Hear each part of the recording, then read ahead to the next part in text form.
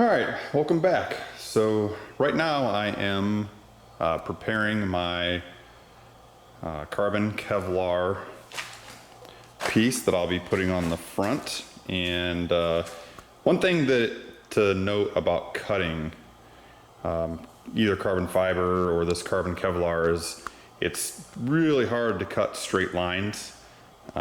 So a trick that I learned was you take a section where you want to cut it at and you pull a couple of the weaves out, and that gives you a line in which to follow and will keep you a straight line with your cuts. It's also especially handy when cutting a carbon fiber Kevlar weave like this, because Kevlar is really difficult to cut.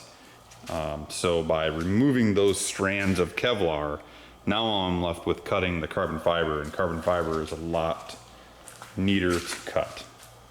All right, so I'm gonna finish cutting this and we'll see you pretty soon for the next step.